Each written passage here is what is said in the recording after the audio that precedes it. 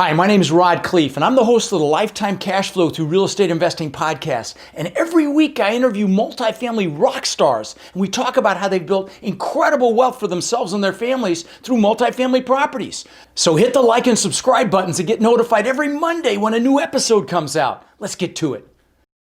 Welcome to another edition of How to Build Lifetime Cash Flow Through Real Estate Investing. I'm Khleif, and I am thrilled you're here. And I'm truly going to enjoy the interview I'm having today with my friend Jacob Blackett. Now, Jacob, I interviewed him before, and he and his former partner Sterling, I remember we had them on. They were just getting rolling, and I actually used them in examples of being a success through doing what other people aren't willing to do, and still use them to this day in that example because they're a great example of that. But welcome back, my friend. It's good to have you back. Thank you very much, Rod. It's nice to catch up over the podcast here. Absolutely. So, so people don't have to hunt for that previous episode. Take a few minutes and talk a little bit about your journey. Talk about how we met. Talk about some of the things that you've done, and let's go there. Yeah. So, Rod, you and I go back to 2016, late 2016. Yeah. And you were actually the reason I started buying multifamily real estate. So at that time, I was buying single family homes, building a single family home rental empire is what my vision was, 1,000 single family homes. And that's what I was building to. I was at about 150. And back in late 2016, we connected on a phone call. Was that one of those free phone calls I was doing for 30 minutes, get on my calendar? Yeah, so those of you guys don't know, when I first started the podcast, I'm like, set up a call with me, 30 minutes. I'm not going to sell you anything. I had nothing to sell. And we'll just talk about whatever you want to talk about. That's right. I remember now. It was probably 5 minutes, but it changed. Only 5 minutes. It changed it's scheduled for 30, but Rod's always been a busy guy building businesses and managing things. So you found out what I needed to hear and you told me, and that changed my business trajectory. You said so confidently that I could buy multifamily properties, that all of the work I've done so far, owning 100 single family homes, you said, you're working harder than you need to. I think quote unquote, you said you're going brain dead with those single family homes. Could have said that. Sounds like something that would come out of my inappropriate mouth. Yes. Yeah. So initially I was thinking, I was kind of riding high, like I'm pretty successful and I'm doing a cool business model, raising money online back in 2014, 15, 2016. And you, number one, said you're more than this. Right. Number two, you need to buy multifamily properties. You're wasting your time with single family homes. And initially I was like, oh man, that's a little different than what I was expecting. But it was what I needed. And so we turned around and we looked into some multifamily properties and bought our first property within 60 days, a little 46 unit. That's right. And talk about how you found that, because I always love that. Wasn't that the one you were driving for dollars and found it? Yeah, well, we had actually seen this. We were familiar with this property that was vacant, this apartment complex. It was in an area where we owned some single family homes. And so we thought, well, why don't we start there? I mean, we know of it generally. And actually it was about 100 units or more vacant on one side of the street. And on the other side of the street, there was a smaller complex, this 46 unit. And so we ended up searching up the address, realizing it was expired listing, found just doing some Googling around, realized and found the owner of the property and called him up directly. It turns out he had just had a fire. He was in the middle of listing it for sale, had a fire insurance claim, and we put a deal together with that guy. Yeah, see, this is the reason I use these guys as an example of doing what others aren't willing to do. So you had to do some homework to find this person. You weren't lazy. You didn't just go for what was for sale. You went and dug deep and found this owner. And correct me if I'm wrong, wasn't the next one, didn't you have one under contract that you found by outbound calls on for rent ads or something? I mean, all of the deals we've purchased. So we went from the 46 unit to 50 unit, a couple 80 units. We've purchased as much as 420 units. We're a little over 1,200 units now. Wow. And the vast majority, if not all of those deals came from cold calling primarily, or driving, like I mentioned, just driving and then finding that property that looks like it's just not quite being taken care of the way it should be. And I mean, that gets your juices going, gets you amped up, and it's all about the chase, the hunt. I think a lot of people, they might start looking into a property and they're maybe only getting to the property manager and yeah, I'll leave a note, I'll let the owner know, and they're just stopping there. And so we always take the next step. Like what's the next step? Can we find relatives on social media or that's right. You've done that. You found relatives on Facebook. I remember the daughter or somebody, and and it's that extra mile. And that's what Sterling. I mean, that's what Sterling was a champion at, right? And that's one of the reasons I loved working with Sterling. We remain on good terms, and we had a great 5 years. And I think that's a big thing to note in any partnerships, is that you really, really resonate with your partner, because people don't stay the same forever. And any partnership, you should imagine that dynamics will shift, things will change. And so through that entire partnership, we had our glory days of working together. We also were able to wrap up that partnership on amazing terms. Very friendly. We found a good place. So his partner was Sterling White, Sterling. And what's interesting, and I talk about this all the time, is the dynamic of a partnership where you've got an analytical person, which Jacob absolutely is, and a more outgoing person, which Sterling is that on steroids. So they created a partnership, and an incredible partnership. And that's what you want to do, is you want to align with people that are strong where you're, maybe not as strong. But let me say this to you guys. I've got a free resource, and since you brought this up, I want to share it. It's the questions you ask when you're forming a partnership. And if you guys want it, it's free. Just text partnership to 41411, and it's every possible question you should ask, including, exploring their work ethic and all the hard questions up front. And you had a great dissolution of your partnership. I know you just dissolved it recently, and Sterling's a great guy. You're a great guy, and so glad that happened. Very often it doesn't happen that way. Partnerships are easy to get into, like a marriage, and very hard to get out of.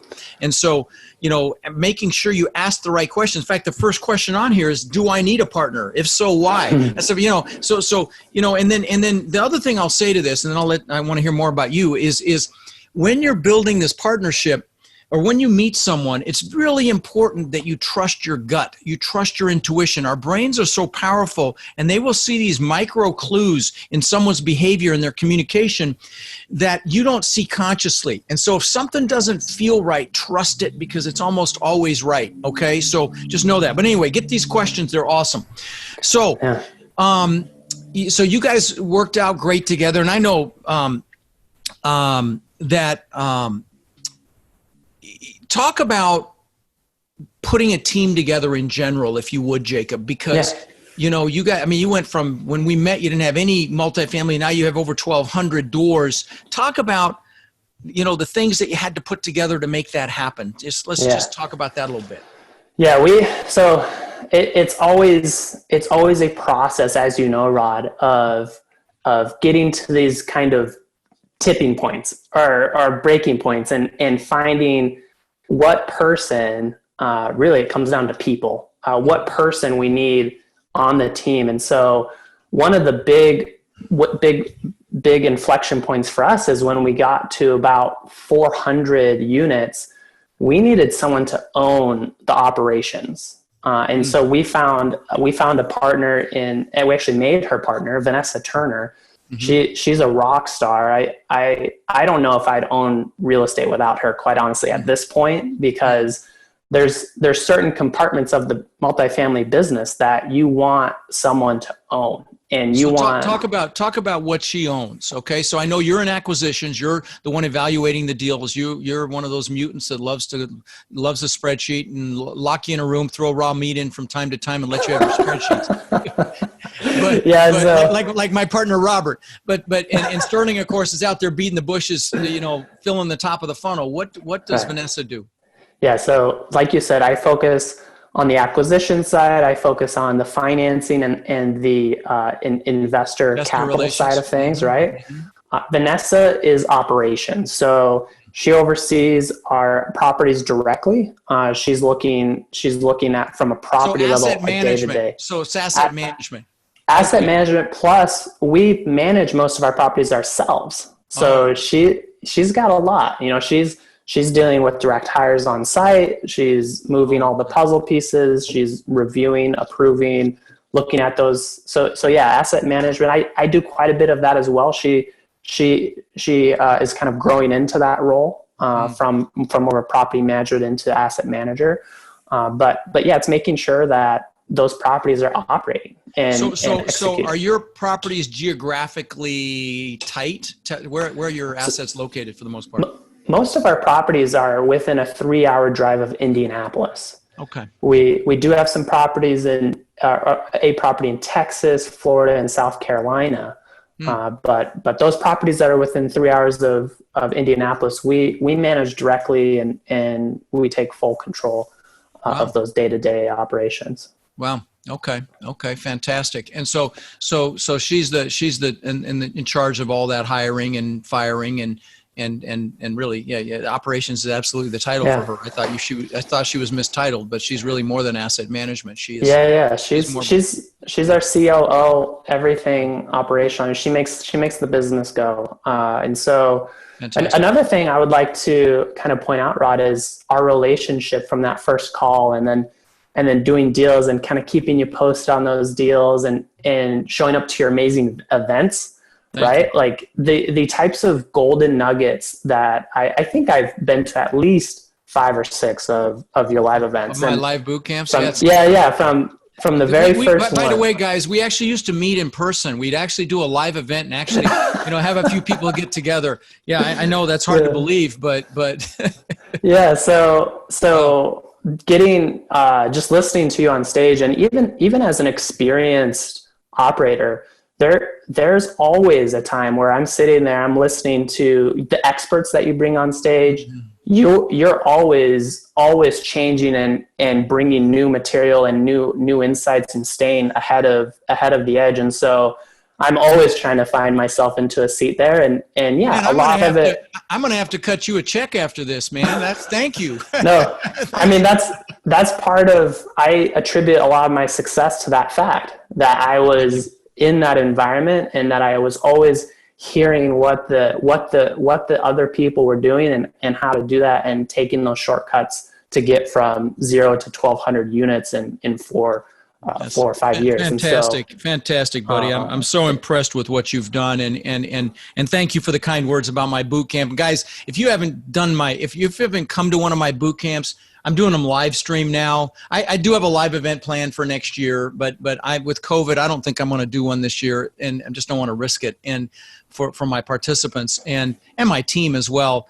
But I'm doing them live stream now. I don't know if you knew that, Jacob. I had one 3 weeks ago. We had 900 people that invested, and it was mind blowing. And so we're doing it again, July 25th and 26th. If you guys haven't signed up, for God's sakes, it's $97 for 2 days, and I'm not selling anything. So just do it. Just sign up. It's multifamilyvirtualbootcamp.com, or you can text Rod Live to 41411, and I promise you'll be glad you came. But thank you for the kind words about that. Yeah, for that pricing, I mean, even if you could check in for 2 or 3 hours, I bet you'd get a bang for the buck. You can get the recordings. You can get the recordings, I think, for another $100, and then you've got all 16, 17, 18 hours. And I've got panels there as well. So, panelists, just like I do at my live events. And That's amazing. And it's drinking through a fire hose, because I actually condensed 3 days into 2, so it's even more, but more intense. But thank you for the kind words, brother. Yeah, another thing that I would like to mention is the mastermind. So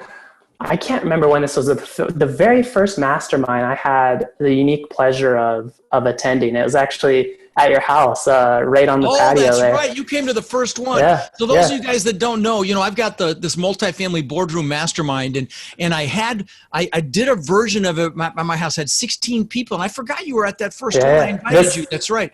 It's the paradise that you see behind. People probably think this is like a resort or something. This is just Rod Khleif's backyard. Yeah, thank you, brother. Beautiful place.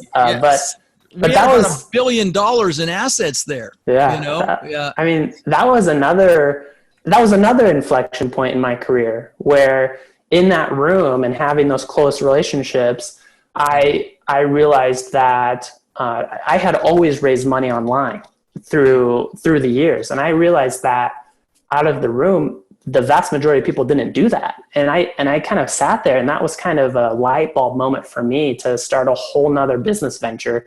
So it's pretty amazing who you surround yourself with, right, Rod? And I just want to make sure that that you've been just incredible on so many factors of my growth and career and real estate and software and it's just amazing. So anyone out there looking to get started, looking to take that kind of next step, just please, at the minimum, stay in tune with this podcast, follow Rod.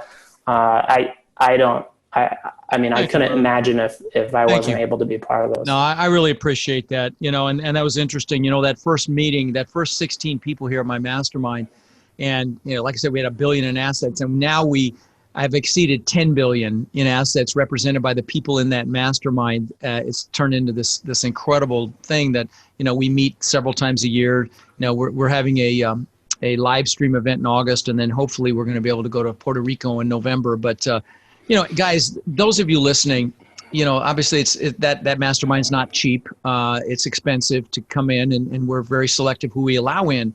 But create your own peer group. Make sure you're aligned with people that want more out of life. You can create your own mastermind. And, even inside of my Warrior Mentorship Program, there's lots of mini masterminds in there of people connecting. And so I really appreciate you bringing that up, Jacob. And by the way, guys, Jacob created this software. It's called Syndication Pro, syndicationpro.com. And it's incredible software for managing your investors. It's like an investor portal, and I know it's much more reasonable than a lot of the other players out there. So check that out. But let's talk we talked about team. Talk about how you find deals, because you guys have really mastered this on a direct to seller standpoint. Can you speak to that a little bit? Yeah, it's for 95% of our deal finding approach comes through cold calls. That's probably 95% of everything. So who's making those calls? Talk about, drill down on that a little bit. So in terms of the initial onset of calls, we have teammates who make those calls. So one of our best performing cold callers is actually out of the Philippines. Wow. And she makes amazing in terms of dedication and returning and staying on top and actually making calls. That's the hardest thing, is finding someone who will actually make calls over a long period of time. It seems like everyone gets kind of phased out or burned out, and so we went through a lot of in-house hires and also virtual hires. And so do you mind if I ask what you're paying that person in the Philippines, or do you need to keep that to yourself? It comes out to about $6 per hour. $6 an hour, guys. Okay. Now I had 8 virtual assistants, in the mobile home park space. I thought I was going to get into that space, and they literally had 8 because we mapped the whole country. We literally mapped every mobile home park in the whole country and created these lists. And so I had 8 of them. 6 of them I was paying $1.93 an hour. I had 6 of them working for under $12 an hour for all 6, and they loved it. I wasn't taking advantage of them. That's what they wanted. But I had a couple of them that spoke English that I paid a little more, $3-4 an hour or $5 even, I don't remember, but they speak English better than we do. Well, the one sounded like she was from Wyoming or something, right? And so, it's crazy, and you can't tell that they're foreign, right? I mean, right. I mean, absolutely, they sound American, right. And so a lot of the initial outreach is through that virtual assistant, and it's appointment setting. So it's getting an appointment set or getting me directly into the call. Give us an example of a script. What does she say?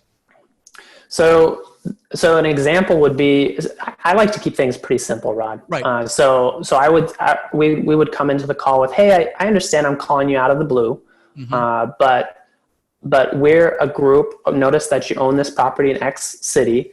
We also own real estate in X city, and we're looking for our next deal. And so if you would entertain an offer, we pay top dollar for our assets and are very interested in your assets. So if you're interested in an offer, then I'd love to get you in touch with the CEO of our company so we can not waste any time and get you an offer. Boom. Guys, how hard is that? Okay. It's that simple. And I love it. And so many people overthink this and thinking, oh my God, cold calling, how threatening, how scary. People might say no, but you don't even have to do it.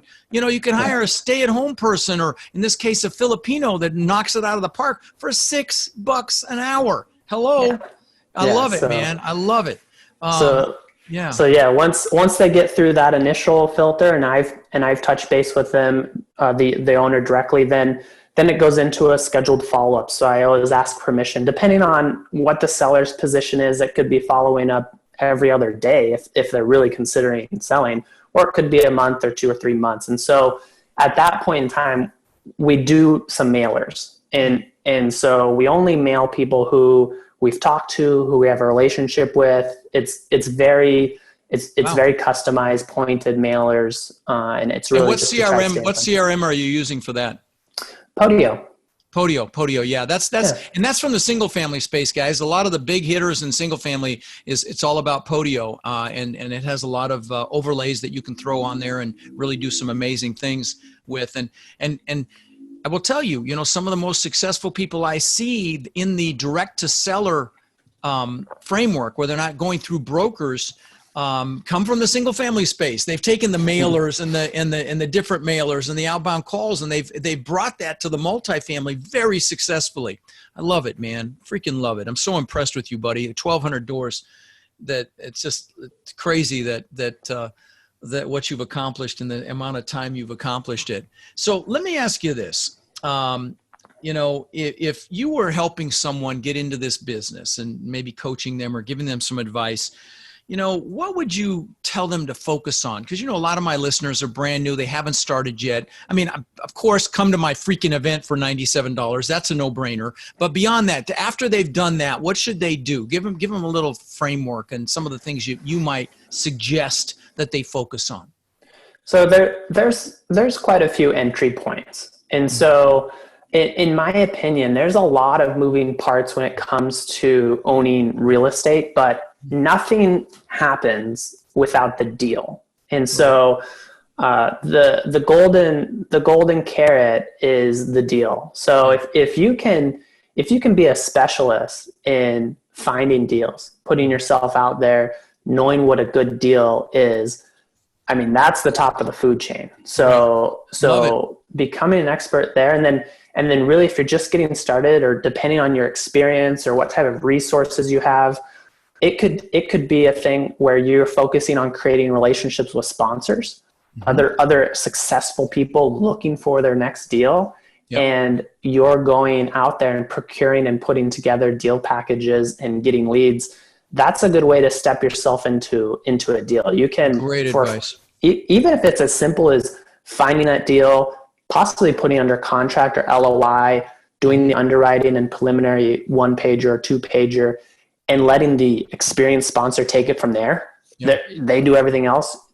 Most people are very happy with getting you a piece of that deal, whether that's an upfront check or some carry. I mean, anyone buying properties, I'll work anyone into a deal if they bring me a good deal, right? Yeah, we bought 1,000 doors last year, and we had we had probably about half of those came from our students that brought us deals. And guys, that's a fantastic framework to start. I love it. No, that's a great way to get into the business. I've got students that did it by raising equity for deals. Now, there's a caveat there. You've got to be actively involved in the deal. You can't just raise money. But I get into all that with a syndication attorney on my boot camp. But that's another way to get it. Another thing is some people start passively, and invest in other people's deals. Like you have investors come in your deals, we have investors come in our deals, and so that's another way to get started, just to learn the mechanics and to kind of see what's happening behind the scenes in a passive framework on a deal. So, you're right. There are a lot of ways to get into this business. In fact, I just talked to a new student that comes from the property management world. So that's his background. So he's got a great framework there. We have people that come in from finance. They've learned to finance. But, even if you've just done a little bit of real estate, every little bit helps as you're getting into this business. So let me ask you this, Jacob. What hurdles did you personally face getting into this business, and talk about some of the hurdles that you had to overcome to get going? And I'm sure it was a mindset shift to go from single to multi, but beyond that, what else comes to mind when I ask that question? Hurdles.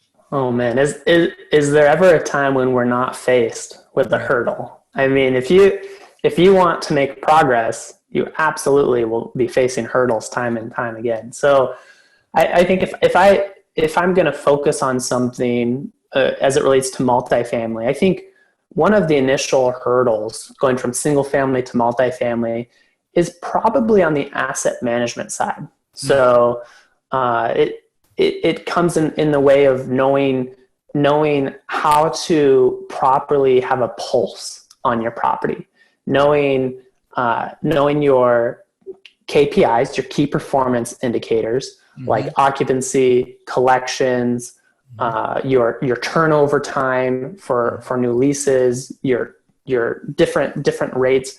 So from an asset management perspective, I think there's a bit of a learning curve there. You go from single family and you rent it and you collect rent, and you don't really get too scrupulous, right? But on a multifamily, you've got 50 to 400, 500 plus units in one place. I mean, that's a lot. It's one business entity, and there's a lot of intricacy that goes into knowing what's going on. Do we need to adjust rates? Do we need a special? Is there seasonality that we need to be preparing for? And so that's probably one of the biggest hurdles in learning curves going from single family to multifamily as I got into it. Yeah. And I mean, the fact that you guys are self-managing is very interesting and certainly more challenging than a lot of people, will just go and they'll hire a third-party property manager and let them do a lot of the heavy lifting. So you've had to establish systems for all of that as well, because you've got to have systems for leasing, for lease up, for screening, for rent collection, for evictions, for maintenance requests, for all of these things. You've got to systemize and have forms for and resources for. And so obviously that speaks to your supervisor and Vanessa obviously as well in the operations side. So let me ask you this. What did you have to give up to get where you are today? Because I know you just had a baby. How old's your baby? She turned 6 months just a couple days ago. First baby, and she's adorable. So tell me, prior to that, I know what you had to give up for the baby, no sleep, but talk about what you gave up in this, to reach the level of success that you've reached today. What are some of the sacrifices you may have had to make, if any? Quite honestly, I love what I do. And most people in real estate, multifamily, I mean, you wake up every day and you work because it's what you want to do, right? I have always created businesses and with the idea that I can build a big business and put a rock star team underneath and around me in order to better control my time. So that's been a big motivator for me. There's certainly times where there's no way you're in a sense owned by the business for this period of time. You're going through something difficult, or you've just got to peak in what you're doing. But for the most part, I think I don't really think of very many sacrifices because it's what I enjoy. It's what keeps me going, right? Well, you just remember that now that you've got that baby girl, because that's I will tell you, I my biggest regret in life, and you'll if you come spend a couple days with me on my live stream, you'll hear about this. You'll also hear about the worst moment in my life, which was telling our kids I was getting a divorce. But my biggest regret was I'd come home every day and I'd play with them, but I was distracted. I was focused on success. I was focused on, proving the world I was good enough, that I mattered. And so, which caused me to create great success, but it also cost me my first family. So as I wanted to mention that with your new baby girl, and all of you listening, make sure you keep your priorities straight. And in my coaching, and as you know, Jacob, a lot of what I talk about is that balance and keeping what's most important on the forefront, because making the money, honestly, you may think it's hard, but it's not. If you've got the framework and the map and you take massive action, success is inevitable. It's just that you don't lose anything on that quest for success. Would you agree with me?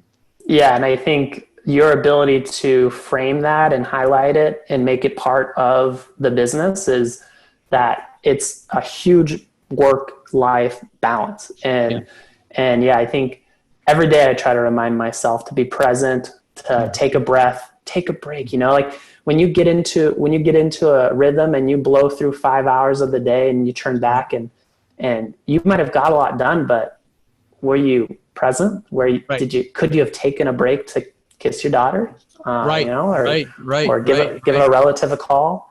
Yeah. So yeah, it's a great point. Yeah. No, I mean, even before this interview, I told you I was 10 minutes late and I was just finishing lunch, but then I went out, I found my wife, gave her a hug and kiss, talked to my maintenance guy. I'm getting a steam shower getting installed right now. Just kind of decompressed for a minute, got present for a minute, and got back so I could be everything I needed to be, to have a kick-ass interview with you, buddy. Thanks, so, man. Yeah, no. So are there any quotes that or embody or like that you use to stay motivated, a quote that you might love? Two come to mind. Okay. Everything worthwhile is uphill all the way.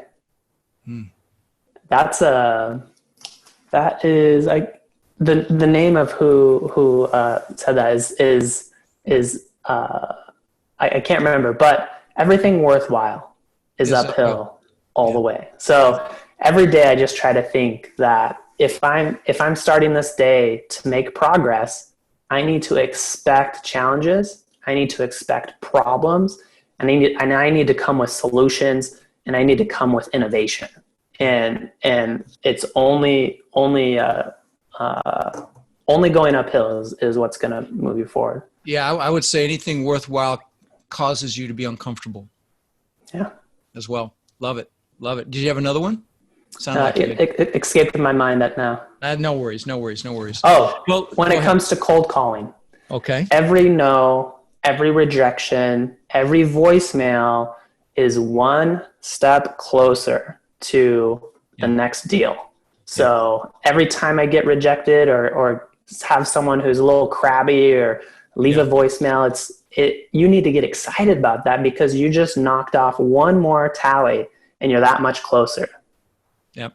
Yeah. And that ties into something that's been ingrained into me by one of my mentors, Tony Robbins, which is it doesn't matter what happens to you. It's the meaning you place on it. And so you're putting a positive meaning instead of a negative meaning, and two people can experience the exact same thing and see it completely differently.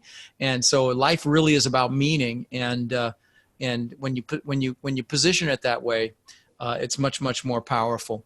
Well, listen, my friend, it's great to see you. It's great to have you on the show. And I really appreciate you coming on and spending some time and sharing some wisdom. And I'm sure I'll see you at the next Multifamily Bootcamp event. So thanks, my friend. Thank you so much, Rod. I hope that if anyone can take away something from this podcast, it's that the people around you and the people who shape you and the people you surround yourself with, that's what's important. And so just be conscious of those people and be grateful and let them know. Love it, man. And you did. And I'm so grateful for your kind words, buddy. Yeah, your peers are everything, guys. Who you hang out with is who you become. Choose wisely. All right. Thank you, brother. It's great to see you, man. Thanks a lot, Rod. All right.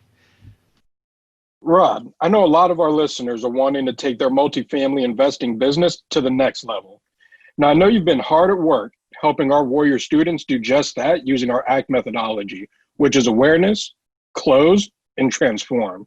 Can you explain to the listeners how they can get our help? You bet. Guys, we've been going nonstop for 3 years, building an amazing community of like-minded people. And our coaching students, which we call our warriors, have had extraordinary results. They've purchased thousands and thousands of units. And last year, we did over 1,000 units with our students. And we're looking to grow this group and take it to the next level. We're looking for people who want to follow a proven framework that's really step by step, and then leverage our systems and network to raise equity, to find and close deals, and to build partnerships nationwide. Now, our warrior community is finding success in any market cycle. So if you're interested in finding out more about how you can become more of our incredible network and take advantage of the incredible opportunities that are coming very soon, apply to work with us at mentorwithrod.com or text CRUSH to 41411. That's mentorwithrod.com or text CRUSH to 41411.